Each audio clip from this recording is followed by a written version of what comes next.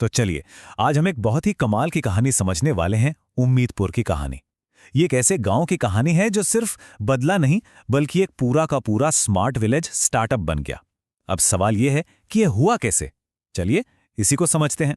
तो पहला सवाल तो यही उठता है कि क्या सच में एक गांव को स्टार्टअप की तरह बनाया जा सकता है? ये सवाल सुनने में जितना अजीब लगता है ना, इसका जवाब उतना ही कमाल का है। और हाँ, उम्मीदपुर की कहानी यही साबित करती है कि अगर आपके पास एक साफ सुथरी, एक मजबूत योजना हो तो ये बिल्कुल बिल्कुल मुमकिन है। देखिए, हर स्टार्टअप एक कोर आइडिया, एक पिच से शुरू होता है ना? तो उम्मीदपुर की पिच क्या थी? उनका मिशन सिर्फ सड़क या बिजली लाना नहीं था। नहीं, उनका मिशन था एक ऐसा सस्टेनेबल, एक ऐसा टिकाऊ भविष्य बनाना जो आने वाली पीढ़ियों के भी काम आए।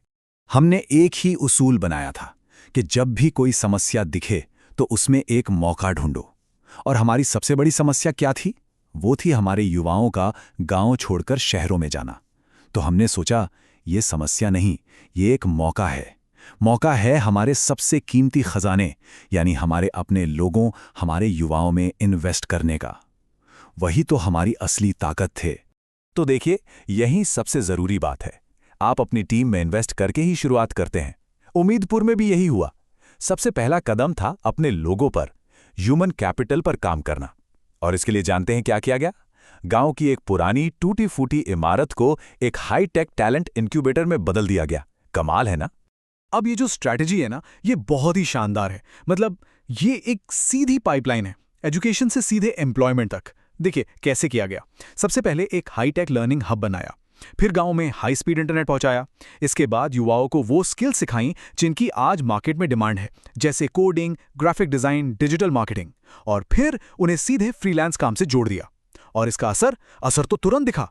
गांव के नौजवान अपने ही गांव में बैठकर दुनिया भर की कंपनियों के लिए फ्रीलांसिंग करने लगे।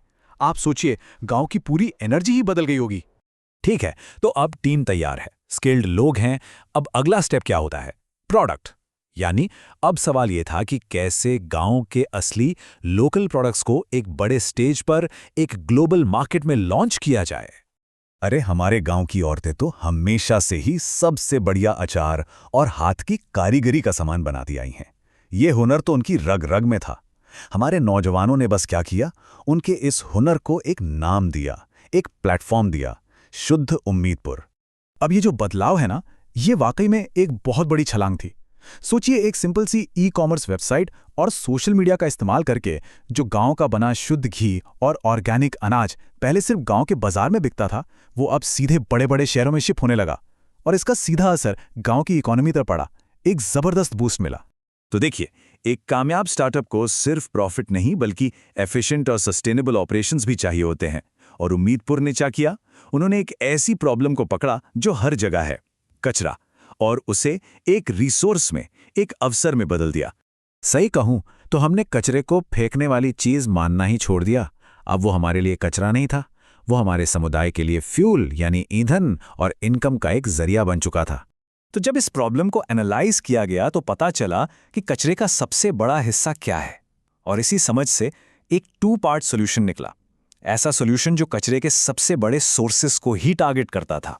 इसका नतीजा ये है कि आज हमारे घर हमारी अपनी ही बनाई हुई क्लीन एनर्जी से चलते हैं।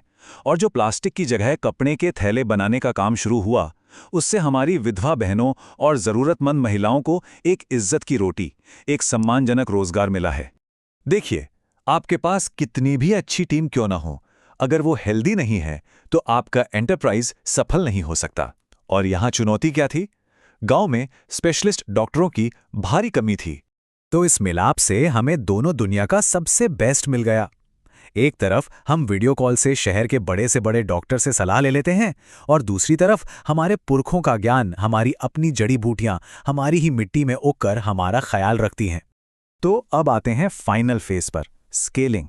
जब आप सफल होते हैं तो लोगों का ध्यान आपकी तरफ आता है। ऐसा ही हुआ, और इसी से एक बिल्कुल नई अपॉर्चुनिटी पैदा हुई, रूरल टूरिज्म यानी ग्रामीण पर्यटन की।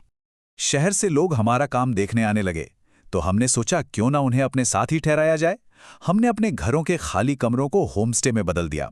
अब वो आते हैं, हमारे साथ रहते हैं, हमारे गांव का शांत जीवन जीते हैं, हमारा खाना खाते हैं, और इससे हर परिवार की एक एक्स्ट्रा इनकम भी हो जाती है। तो ये है उम्मीदपुर की पूरी ग्रोथ स्टोरी, पूरा सफर। ये एक ऐसा स्केलेबल मॉडल है जिसे सीखने अब दूसरे गांव भी आते हैं। देखिए, शुरुआत हुई लोकल समस्याओं को सुलझाने से, और आज ये एक नेशनल मॉडल, एक पूरे देश के लिए मिसाल बन चुका है। तो उम्मीदपुर की ये प्लेबुक हमें यही सिखाती है कि अगर सही माइंडसेट हो तो किसी भी समुदाय की सबसे बड़ी चुनौती असल में उसकी सबसे बड़ी सफलता की नींव बन सकती है। तो सवाल ये है कि आपके अपने समुदाय में ऐसी कौन सी समस्या है जो दरअसल एक छिपा हुआ मौका है।